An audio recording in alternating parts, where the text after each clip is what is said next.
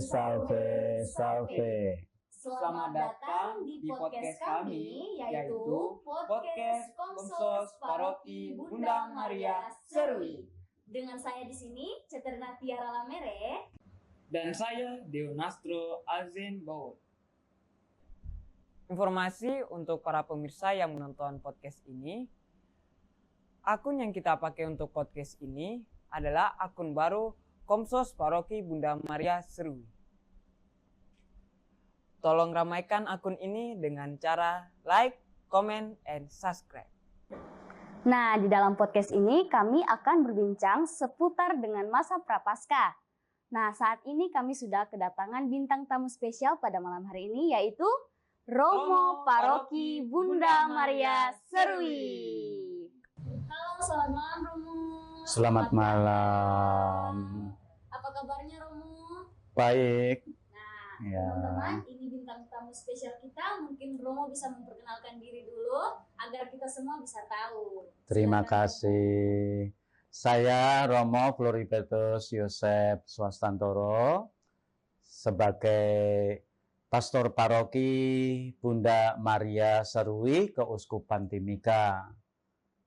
Dan saya bertugas di paroki ini sudah berjalan selama 2 tahun. Ya, dari sejak tahun 2023 sampai sekarang. Begitu? Nah, sekarang kan umat Katolik lagi dalam masa Prapaskah nih. Jadi, di sini kita akan menanyakan beberapa pertanyaan kepada Romo, apa itu Prapaskah dan makna tentang Prapaskah dalam tradisi Gereja Katolik. Mungkin Romo bisa menjelaskan sedikit apa itu makna dari Prapaskah menurut Gereja Katolik dan apa itu yang dimaksud dengan Prapaskah. Oke, baik. Terima kasih. Saya langsung jawab ya. Iya, Romo. Iya, Romo. Oke, baik.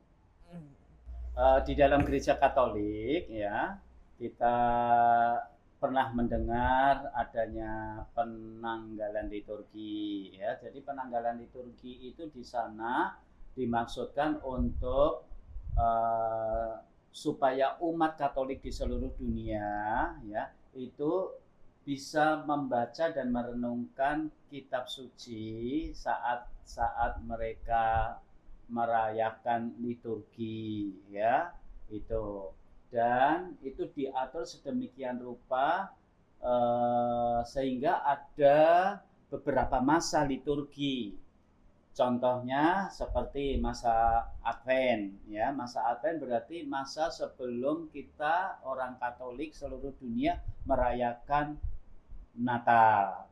Kemudian perayaan Natal itu sendiri, dan setelah perayaan Natal ke depannya, ke waktu berikutnya adalah masa Natal. Nah, setelah masa Natal ada masa biasa. Nah, masa biasa sekitar dari Januari, Februari, Maret, dan kemudian mulai masuk masa Prapaskah. Dan masa Prapaskah itu suatu masa untuk menyiapkan seluruh umat Katolik dalam merayakan perayaan Paskah yang dimulai pada saat Minggu Palma sampai dengan Minggu Paskah. Jadi ada satu pekan yang disebut satu pekan suci. Jadi pekan suci mulai dari Minggu Palma, kemudian Kamis Putih merayakan perjamuan terakhir dari Yesus dan bersama para muridnya.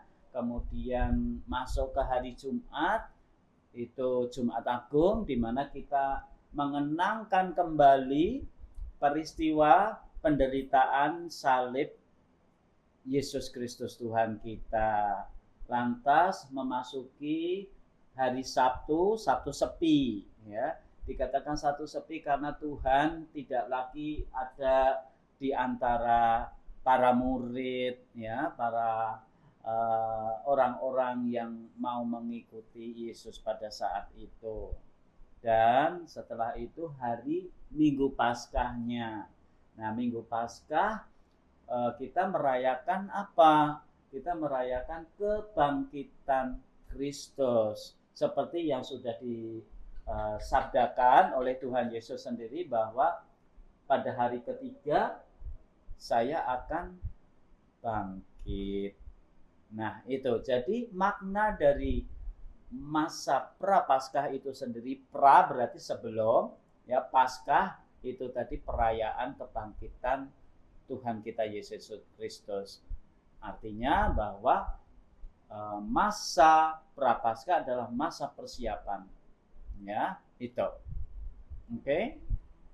Terima kasih Romo. Terima kasih. Waduh, panjang sekali ya penjelasannya Romo. Ya, panjang banget itu ya.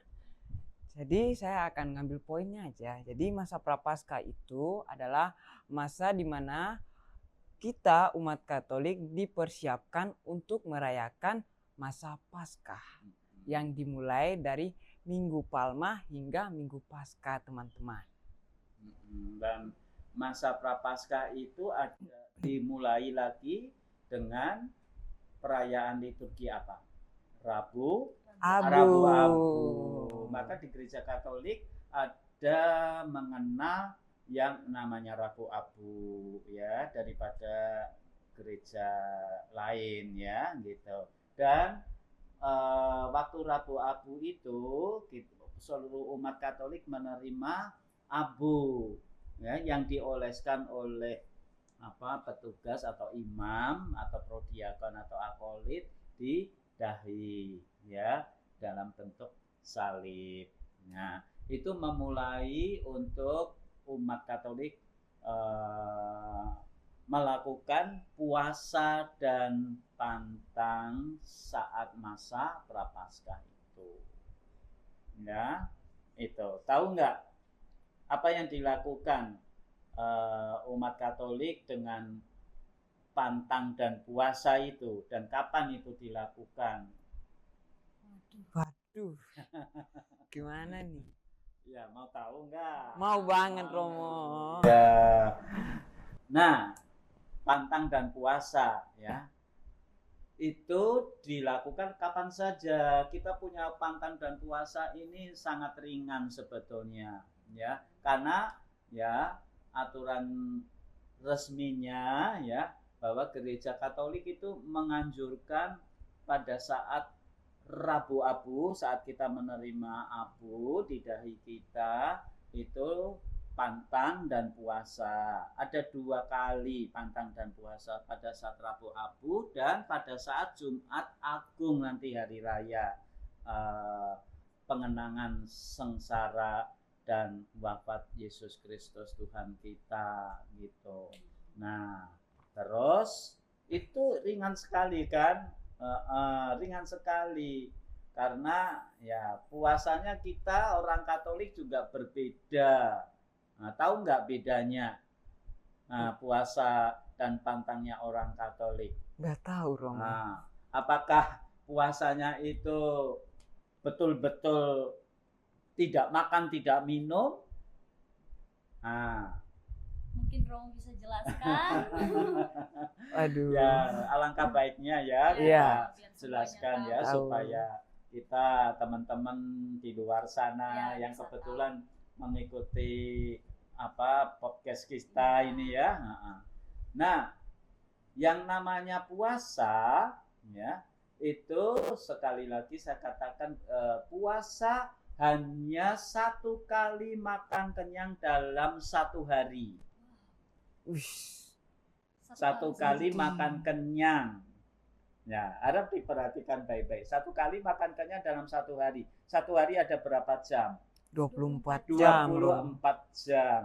Nah, berarti selama 24 jam itu kita boleh makan kenyang, tapi hanya 1 kali. Contoh, kalau kita pagi sudah makan kenyang, berarti siang dan malamnya boleh makan nggak? Boleh, Boleh. tapi Boleh, hanya tapi sedikit, nggak ya. boleh, nggak boleh kenyang, gitu. Ya, mengapa? Karena kita bukan melatih hanya secara fisik saja untuk tidak makan, tidak minum dalam 24 jam, bukan begitu caranya, ya. Tetapi yang puasa dan pantang itu puasanya itu menekankan hal yang ada di dalam ini.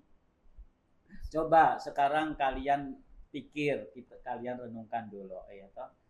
Ini di depan kita ada minuman dan kue, ya toh. Nah, ini enak lah, ya. Iya, Romo. Enak banget kan? ini. Ya. Udah rasa belum? Belum. Oke. Karena enak, ya. Seringkali kita mau nambah terus nih, ya toh. Apalagi kalau ini kuenya enak, ya, snacknya ini enak, kita makan sambil sampai belum habis belum selesai, belum habis belum stop, ya toh. Iya. Kita cenderung seperti itu ya. Iya. Tapi puasanya ya itu untuk coba kau cicip, kau makan sedikit tidak sesuai dengan yang kamu mau, ya. Nah, ketika kamu mau nambah lagi stop, padahal masih ada. Berat atau ringan menurutmu? Berat sekali, Romo. Berat sekali, Romo. Karena Karena itu enak. Enak, tapi Iya. kita harus berhenti. Iya, Romo. Ya toh, tidak menuruti keinginan kita. Ya kan? Iya. Nah, pada saat berhenti untuk tidak melanjutkan keinginan kita, berat atau ringan? Berat sekali. Berat sekali.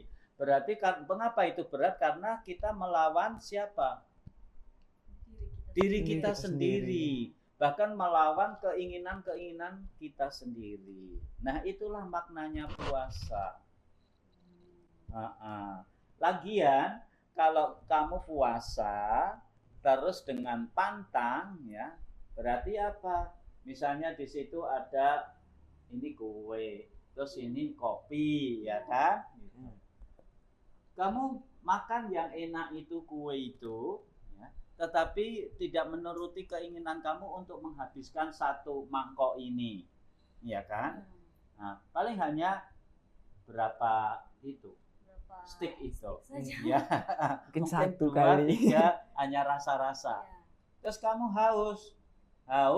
Nah, ini ada kopi, cenderung untuk dihabiskan. Nah, ya ini pas kita puasa tapi ada minuman, ada snack Kue. ini, Iya. gitu. Tapi apakah ya kamu tergoda untuk menghabiskan ini semua? Nah, dalam saat puasa kita nggak boleh kayak gitu. Terus juga berpantang. Oh, ketika saya makan, saya tidak minum kopi. Nah, itu, ya. Karena saya biasa minum kopi. Nah, jadi pantang itu adalah menghentikan kebiasaan-kebiasaan makan minum kita. Contohnya kalau kita masak, ya toh, pakai garam, enak kan? Enak. Coba sekarang masak tanpa pakai garam, hambar dan kamu makan. Nah, ya toh? Rasanya lain sekali. Rasanya Romo. lain Lain. sekali gitu. Pasti bertentangan, kok ini nggak enak, nggak ini, ya toh, nggak sesuai dengan lidah saya. Nah, itulah pentingnya puasa dan pantang itu membantu kita untuk menghentikan kecenderungan kita untuk mencapai kepuasan pada saat makan, pada saat minum. Bahkan bukan hanya makan dan minum saja, tetapi menghentikan kepuasan kita untuk apa?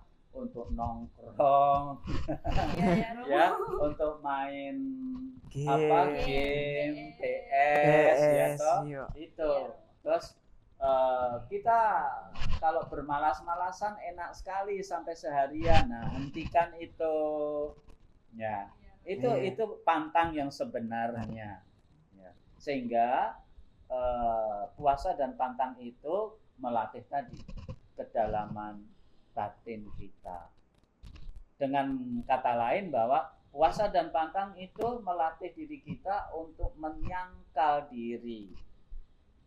Ya, itu. Nah, seperti Yesus bersabda kepada umatnya, ya toh, barang siapa yang mengikuti aku harus menyangkal dirinya, ya kan? Iya. Dan memikul salib. Nah, itu. Oke? Oke, Romo. Iya, terima ada kasih. lagi? Nah, baik teman-teman, itulah penjelasan singkat tentang pantang dan puasa yang sudah dijelaskan oleh Romo kita. Nah, sekarang kita akan menanyakan lagi. Romo, izin bertanya. Ya, Umur berapakah kita boleh melakukan pantang dan puasa? Mungkin ada batas-batas umurnya, atau kita bisa melakukannya dari masih sejak kecil. Mungkin Romo oke, bisa baik. jelaskan. Kalau batasan usia ya, biasanya usia dewasa itu kalau menurut hukum sipil 17 tahun ya. 17 tahun. 17 tahun itu wajib puasa ya, sampai usia lansia. Jadi biasanya kalau di aturan umum yang disebut lansia itu 60 tahun ke atas sudah ya. Sudah Nah, tidak itu tidak wajib untuk puasa ya. Tetapi untuk pantang boleh. Jadi anak-anak kecil yang di bawah umur tadi 17 ya, itu silakan latihan untuk berpantang. Misalnya pantang untuk biasanya suka jajan nih, Ya. dapat uang saku dari orang tua waktu Oke. sekolah, ya itu jangan dihabisin. Disimpan. Ya, jadi Disimpan sebagian sebagian. itu ditabung. Nah, syukur-syukur pada saat masa pantang dan puasa itu dia berpantang untuk tidak jajan, beli kue, minum di luar-luar ya, itu contoh ya, gitu. Itu yang masih usia belum mewajibkan untuk berpuasa. Tetapi yang 17 tahun sampai ke usia 59 tahun ya, yang belum disebut lansia ya, Oke, itu Romo. wajib untuk puasa dan pantang ya, itu. Itu batasannya. Batasan umurnya. Ah. Oke teman-teman sudah dengar sendiri nih, batasan umurnya tuh ada 60 tahun ke atas itu untuk lansia sudah tidak diwajibkan untuk berpuasa. Nah untuk berpantang kita bisa mulai sejak kita masih kecil. Nah, ya. Terus ada lagi apa tuh nih. Romo? Jadi tadi kan masalah usia Iya, ya Romo. toh, antar apa yang usia-usia yang wajib untuk Oke. berpuasa dan berpantang. Nah, hal lain ya yang tidak wajib untuk berpuasa dan berpantang adalah mereka yang sedang sakit. Nah, kondisi sakit di mana harus mengkonsumsi obat yang Obatan. diresepkan oleh dokter. Mau tidak mau mereka harus menjaga kesehatan dulu, pemulihan dulu, ya kan, dengan minum obat. Nah, biasanya kalau minum obat kan minum obat 3 kali sehari setelah makan. Nah, mau tidak mau harus makan. Menuruti resep dokter. Demi apa? Pemulihan kesehatannya. Maka puasa dan pantang itu bukan bermaksud untuk menyiksa orang. Iya, Nah, karena puasa dan pantang itu hanya sebagai sarana untuk membantu orang melatih penyangkalan diri tadi ya, untuk menahan diri tadi ya dari kepuasan yang biasa dilakukan ya. Supaya bisa apa? Supaya bisa mengikuti Tuhan. Tuhan sendiri bilang menyangkal diri dan memenggal salibnya ya, gitu. Ada lagi yang mau ini nih. Nah, Romo, kami ingin bertanya, kan tadi Romo jelaskan kita dianjurkan dari kecil untuk berpantang nih. Ya, latihan dulu lah dengan pantang gitu ya, gitu. Nah, dari Romo sendiri mungkin ada pernah pengalaman tentang berpantang dan berpuasa nih. Mungkin Romo sejak kecil itu mulai pantangnya dari umur berapa? Apa yang Romo rasakan pada saat awal berpuasa dan berpantang? Mungkin Romo bisa menjawab. Oh, dulu kalau Romo waktu masih kecil itu ya Bapak Ibu ya masih bersama kami itu selalu melatih gitu. Latihannya apa? Memang ya maaf, kami itu keluarga yang tidak bukan keluarga yang kaya juga tidak ya gitu. Sehingga sehari-hari saja misalnya seperti tadi saya katakan, kita biasa masak nih, masak pakai garam. Iya. Nah, gimana rasanya masak tanpa garam? Rasain tuh, nggak enak toh. Nah, gitu. Seperti itu, jenis-jenis begitu. Terus jajan, biasa suka Iya. jajan kayak dikasih uang saku untuk sekolah ya toh. Biasanya uang saku sekolah dulu tuh kalau Romo masih kecil uang saku paling 500 rupiah. Waduh, sekarang Iya, 20.000 gitu. sudah cukup, Romo. 500 rupiah itu untuk apa? Untuk bisa beli permen, beli kue, ya. Harga-harganya kan masih murah-murah gitu. Berapa rupiah? 5 rupiah, 10 rupiah, ya, jajanan-jajanan gitu. Kalau di sekolah, nah itu stop dulu, berpantang untuk tidak jajan. Nah, jadi dilatih untuk menabung. Ya, uang yang tadinya untuk jajan, untuk tidak jajan artinya utuh. Nah, menabung. Terus apa? Dengan diikuti amal bakti. Misalnya waktu kecil, membantu orang tua, ya toh. Misalnya orang tua dulu jualan di kantin sekolah. Jadi dari rumah orang tua sudah nyiapin nih jajanan nih, ya toh, kita bawa deh, bantu orang tua untuk bawa makanan yang mau dijual itu dari rumah ke sekolah, masukkan di kantin.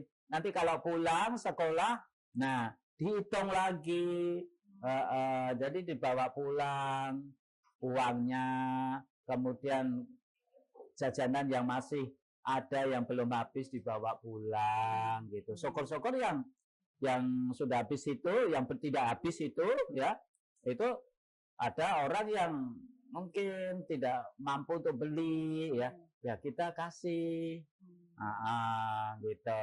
Nah, ini menjadi latihan beramal bakti. Jadi puasa dan pantang bukan hanya dijalankan sebatas puasa dan pantang, dan bukan hanya sebatas latihan untuk menahan kepuasan nafsu tadi, ya, itu untuk menyangkal diri, menahan diri, bukan hanya sekadar itu, tapi itu harus ditindaklanjuti dengan tindakan konkret, ya, tekad yang konkret, yang nyata. Jadi bukan hanya di dalam hati saja, teori-teori saja, ya toh, tapi langsung perbuatan ya, Romo. dibuat nyata sebagai ungkapan pertobatan, begitu, ya.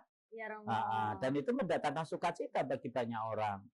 Nggak tahu, bukan untuk diri sendiri. Iya. Nah, itu.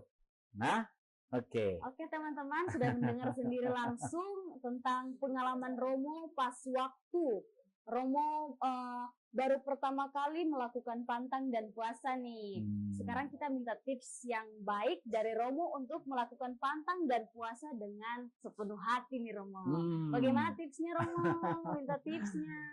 Sebetulnya kalau tips itu semacam apa dari ya? Diri sendiri ya, Romo. Ya harus dari diri sendiri, betul. Bahwa tip apapun nanti nggak akan sia-sia kalau tidak ada tekad yang bulat gitu ya. Tekad yang bulat untuk apa? Untuk melakukan pantang dan puasa, ya. Dan melakukan pantang dan puasa itu, tekad yang bulat itu dilandasi dengan aku mencintai Tuhan. Jadi aku melakukannya. Iya. Bukan ikut-ikutan. Bukan. Bukan ikut-ikutan. Itu kalau ikut-ikutan kan ikut rame. Nggak ada maknanya, nggak ada artinya, sia-sia lah. Ya, karena hanya ikut-ikutan berarti ya sudah, saya tidak dengan kesadaran penuh. Jadi sebetulnya yang harusnya terjadi, saya punya tekad, tetapi tekad itu dilandasi bahwa saya mau mencintai Tuhan. Maka dengan mau mencintai Tuhan dengan sungguh-sungguh, maka otomatis saya juga mencintai sesama. ya kan, orang-orang di sekitar kita, begitu. Oh. Orang yang mencintai orang lain, ya, orang tuanya kah, saudaranya kah, bahkan Tuhan, nah, betul-betul serius, tulus, ikhlas ya untuk mencintai itu dengan sungguh-sungguh, maka apapun dia akan buat demi kebaikan, demi kemuliaan Tuhan. Dan karena itu dibuat, maka saya sendiri dibantu untuk semakin dewasa, semakin matang, iman saya semakin mendalam, dan hubungan saya dengan Tuhan dan sesama Makin begitu erat. erat, ya. Iya. Itu. Dan ketika itu terjadi, ya akan mendatangkan Happy ya, Romo. berkat, Sukacita. happy dan tenang loh, damai Tidak ada gitu ya, tengkar antara sesama. iya, dan lebih sabar, ya toh, akan menjadi lebih sabar, akan lebih tenang menghadapi segala masalah itu, tidak pakai apa ya, emosi, istilahnya apa ya, nabrak-nabrak ke Ya. sana kemari ya, tidak, menunjukkan kegaduhan hati dan pikiran, tidak seperti itu. Orang yang betul-betul melakukan puasa dan pantang, bukan hanya lahiriah tetapi didasari oleh tadi niat yang, tekad yang tulus, yang ikhlas ya, untuk mencintai Tuhan dan sesama, maka hasilnya tadi menghadapi segala sesuatu dengan tenang, sukacita, sabar, dan aman penuh ya. sukacita, aman gitu. Aman, diri sendiri aman, orang lain lain sendiri juga aman. Enggak, Oke. tidak ada ragu-ragu, enggak ada takut-takut. Ini nanti jangan-jangan marah. Ya, tidak. Berprasangka buruk lagi gitu. Ya, itu yang mau kita latih tadi ya, Mas. Teman-teman sudah mendengar langsung tips yang diberikan Romo untuk kita berpuasa dan berpantang. Harus melalui hati kecil kita dengan tulus dan ikhlas. Bukan hanya, teman saya puasa, saya juga harus ikut puasa deh. Tidak begitu teman-teman. Oke, Iya. Romo, terima kasih banyak tipsnya Romo. Masih ada? Masih ada Romo. Apa itu? Ada 3. Aduh, masih banyak ya. Iya, Romo, banyak. Coba, langsung saja. Iya, apa Romo, itu? Mengapa pada abu-abu hitam abunya itu, mengapa kita menggunakan daun palma yang sudah disimpan dari setahun kemarin? Itu bagus sekali pertanyaannya ya. Banyak yang bingung nih, Banyak Romo. yang bingung ya. Karena kenapa tidak pakai abu yang dari hasil ini saja, tapi kenapa harus dari daun palma yang disimpan dari setahun yang lalu, Romo? Daun palma, kita menerima daun palma saat kapan? Minggu Palma. Setelah perayaan liturgi Minggu Palma, daun palma itu ya sudah diberkati oleh imam ya pada saat perayaan Minggu Palma itu, terus dibawa kemana? Di rumah, bawa Di ke rumah. Terus di rumah diapain? Disimpan, Romo, Disimpan. sampai dia kering. Sampai kering, disimpan di kulkas. Tidak, Romo. Biasanya digantung di pintu. Gantung di pintu, kamar. terus apa lagi? Terus Taruh di salib. Iya, taruh di salib. Ya. Dan Istilahnya palma, dia daun menjaga. palma itu sudah diberkati. Iya, Romo. Itu menjadi tanda kenangan bagaimana Yesus memasuki kota Yerusalem untuk Disambut. mengawali penderitaan dia, penderitaan disalib dan sampai wafat ya, di mana Yesus dieluk-elukan, ya toh. Hosana, Hosana, Disambut ya, Romo. Putra Daud ya. Itu untuk mengenangkan dalam kehidupan kita sepanjang tahun itu ya. Maka daun palma yang sudah dibawa dari gereja saat selesai perayaan Minggu Palma dibawa ke rumah itu bukan untuk hiasan, bukan untuk tidur tikus-tikus. Ya, kan itu kan barang itu sudah diberkati sehingga itu menjadi tanda untuk mengingatkan kita dalam hidup sehari-hari kita selama 1 tahun berjalan. Nah, ketika itu 1 tahun berarti kan daun palma sudah layu dan kering, Sudah ya layu. toh. Nah, justru yang itu layu dan kering itu menandakan bahwa kita perlu disegarkan Segar. kembali, ya toh, disegarkan kembali dengan cara untuk mengingatkan bahwa saya ini selama 1 tahun seringkali tidak mengenangkan sengsara, wafat, dan kebangkitan Tuhan yang sudah mencintai kita karena ego kita, ya toh. Maka diingatkan, kamu manusia, ingat kamu berasal dari debu tanah dan akan kembali dari debu tanah. Artinya apa? Engkau ini rapuh, engkau ini lemah, engkau ini mudah jatuh. Tapi enggak khawatir, jangan khawatir. Aku akan menolong kamu. Tapi sebelum itu, engkau harus menyatakan tobatmu, menyadari bahwa aku ini orang manusia ciptaan yang lemah, yang tidak layak, yang tidak pantas, yang ditandakan dengan abu yang dioleskan di dahi kita masing-masing. Itu Deo. Nah, itu. Jadi maknanya itu seperti itu, seperti di Alkitab. Jadi Gereja Katolik tetap memegang tradisi Alkitab, tradisi suci ya yang ada di Alkitab hingga sekarang. Hanya mungkin caranya beda. Kalau dulu ya, contoh nih, kita bisa buka nih di Yunus ya, Yunus bab 3 ya, ayat berapa ini? 7 ya. Di sini katakan nih, lalu atas perintah raja dan para pembesarnya orang memaklumkan dan mengatakan di Niniwe demikian, manusia dan ternak, lembu, sapi, dan kambing domba tidak boleh makan apa-apa. Nah, artinya kalau tidak boleh makan apa-apa itu apa? Puasa. Puasa, ya gitu. Nah, tidak boleh makan rumput yang ternak ya, manusia tidak boleh makan rumput. Ya, dan tidak boleh minum air. Nah, ini berat loh. Ya, dijalankan selama berapa? 40 hari loh. Nih, coba kalau nanti kita buka itu ya, manusia dan ternak berselubungkan kain kapung ya, gitu. Nah, selain ini ada teks lagi, ini kan tadi dari Perjanjian Lama nih, Yunus nih, ya. Baru di Perjanjian Baru ada juga, ya. Kita bisa buka nih, waktu Yesus dipimpin oleh Roh Kudus ke padang gurun, ya toh. Di sana Yesus tidak makan selama berapa hari?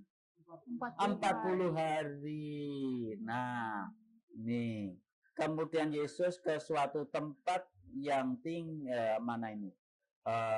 Yesus yang penuh dengan Roh Kudus, ya, kembali dari Sungai Yordan. Ia dibawa oleh Roh Kudus ke padang gurun. Ya, untuk apa? Nah, di situ ia tinggal 40 hari lamanya. Nah, kita puasa dan pantang selama berapa? 40 hari. Dari Rabu Abu sampai Jumat Agung toh. Itu ada 40 hari. Berarti kita konsisten nih dengan ini. Ya. Nah, bukan hanya cuma 40 hari ya. Di sana Yesus tidak makan apa-apa. Ya toh, tidak makan apa-apa selama 40 hari berarti puasa. Ya. Puasa itu berarti menahan diri tadi ya, secara lahiriah, secara jasmani dia tidak makan, tidak minum, itu puasa. Jelas ya? Jelas. Jadi sekali lagi kita melakukan puasa dan pantang ya, itu mau melaksanakan sabda dari kitab suci yang ini. Sudah tertulis di dalam kitab suci. Iya, jadi kita konsisten dong.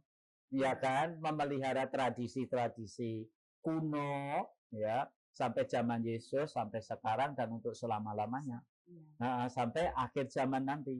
Katolik itu abadi ya Romo, abadi. Benar, benar sekali ya. Gitu deh. Oke, ada lagi? Ada Ah. dua lagi. 2. Oh. Romo siap saja Romo. Iya. Heeh. Romo, Hmm. makna dari kita menerima abu yang Hmm. ditandai oleh imam di dahi, Hmm. maknanya apa? Hmm. Sama selain kita yang Katolik terima, apakah yang berbeda agama sama kita bisa terima juga? Boleh. Boleh. Boleh. Nah, boleh. Makanya kalau rabu-abu itu ya, itu umat yang bukan Katolik, sama-sama Kristen, boleh, silakan. Yang penting ya, yang penting ini penting ya, yang penting perlu diperhatikan. Baik umat Katolik maupun umat yang non Katolik ya, yang Kristen sama-sama ikut menerimakan rabu-abu dengan memang mengakui punya pengalaman batin rohaniah ya, bahwa benar saya sadar nih ketika saya menerima abu di kepala ini sekaligus menjadi makna untuk pengolesan abu di sini di dahi ya. Nah, bahwa saya benar manusia yang rapuh dan perlu pertobatan. Saya mudah jatuh dan perlu pertobatan. Kenapa? Karena saya asalnya dari debu tanah. Gitu. Dan abu itu untuk melambangkan, menyimbolkan, menandakan bahwa benar kita mati nanti kembali ke tanah. Kan gitu. Ya, itu. Nah, dan kerapuhan dari debu tanah itulah ya. Tapi walaupun kita rapuh, walaupun kita lemah, walaupun kita mudah jatuh dalam dosa, ya toh, tetapi Tuhan memberikan jalan ya, supaya ayo bangkit melalui apa? Pertobatan tadi. Di mana pertobatan itu kita latih pada saat masa prapaskah tadi. Nah, yang jelas 2 pertanyaan itu satu kaligus saya bisa sudah jawab ya.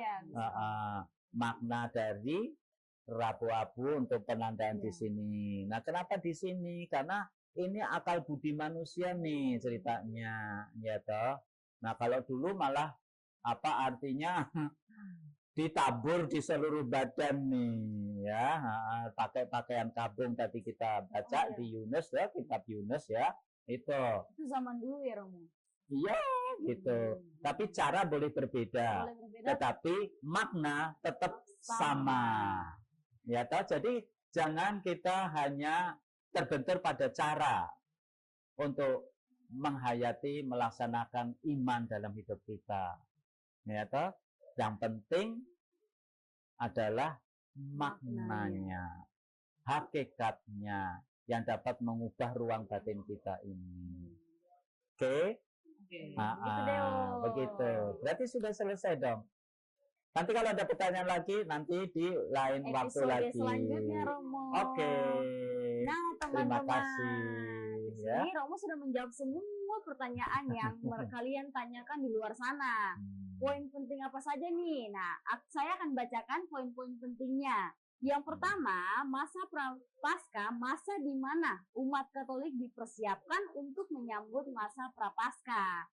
Nah, kedua, masa Prapaskah diawali dengan Rabu Abu yang ditandai dengan menandakan abu di dahi sekaligus mengawali puasa dan pantang. Yang ketiga, makna puasa dan pantang nih teman-teman.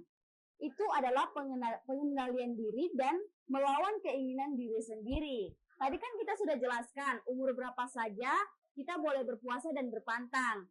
Batas untuk berpuasa itu dari umur 17 tahun sampai dengan 60 tahun.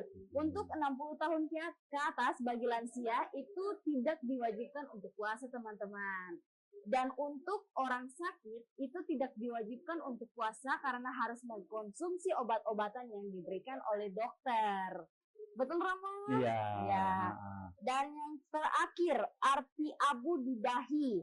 itu menandai diri kita bahwa manusia itu berasal dari debu dan tanah dan akan kembali lagi menjadi debu dan tanah. Begitu Romo? Ya. Nah Romo, sekarang kan sudah selesai nih pertanyaan-pertanyaan kita. Nanti di episode selanjutnya kita akan bertanya lebih dalam lagi tentang seputar apapun itu tentang gereja Katolik nih Romo. Ya. Nah. Bagus sekali. Itu Ya, Romo. bagus kalau itu dilakukan Kembangkan dikembangkan lagi ya. Kita memberikan pengajaran iman kepada saudara-saudari kita ya. Di luar sana ya Romo. Iya. Romo selalu siap teman-teman untuk Siap. menjawab pertanyaan apa saja. Oke, baik. Romo, sekarang kan lagi di masa puasa dan berpantang nih. Kita mau Romo memimpin kita dalam doa buat kita semua yang sedang melaksanakan puasa dan pantang. Oke, baik. Oke, mari kita berdoa. Dalam nama Bapa dan Putra dan Roh Kudus. Amin. Tuhan, puji dan syukur bahwa Engkau senantiasa memberikan kesempatan setiap tahun bagi kami umat-Mu, bahwa kami boleh kembali melatih diri kami masing-masing untuk melakukan pengendalian diri, penyangkalan diri, agar kami boleh layak dan pantas dan Engkau mampukan untuk memikul salib sebagai suatu jalan, sama seperti Engkau telah memikul salib dengan sengsara, wafat, dan akhirnya bangkit bagi kami. Tuhan, semoga iman kami tidak sia-sia dan semakin tumbuh, semakin berakar, mendarah daging dalam hidup kami, terutama pada saat masa retret agung di masa puasa dan pantang ini. Sehingga kami akhirnya boleh layak dan pantas untuk merayakan perayaan yang agung dan mulia, yakni sengsara, wafat, dan kebangkitan-Mu di dalam pekan suci nanti. Tuhan, akhirnya berikanlah kami kekuatan untuk melaksanakan puasa dan pantang di masa Prapaskah ini sampai paripurna dan menghasilkan bagi kami masing-masing bahwa kami diubah menjadi manusia yang baru dan layak menjadi pengikut-Mu. Akhirnya doa ini kami aturkan kepadamu demi dan dalam nama Tuhan kami Yesus Kristus yang hidup dan berkuasa bersama Dikau dan Roh Kudus, Allah kini dan sepanjang segala masa. Amin. Dalam nama Bapa dan Putra dan Roh Kudus. Amin. Terima kasih banyak Romo. Sama-sama, terima kasih. Nah teman-teman, semoga semangat puasanya semakin berkibar-kibar ya, berkobar-kobar Romo untuk melaksanakan puasa dan pantangnya. Terima kasih untuk teman-teman sekalian yang sudah menonton podcast perdana kami pada hari ini. Semoga podcast kami pada hari ini dapat membagi cerita banyak untuk kalian semua. Jangan lupa like, komen, dan subscribe. Sampai bertemu di episode selanjutnya teman-teman. Dadah!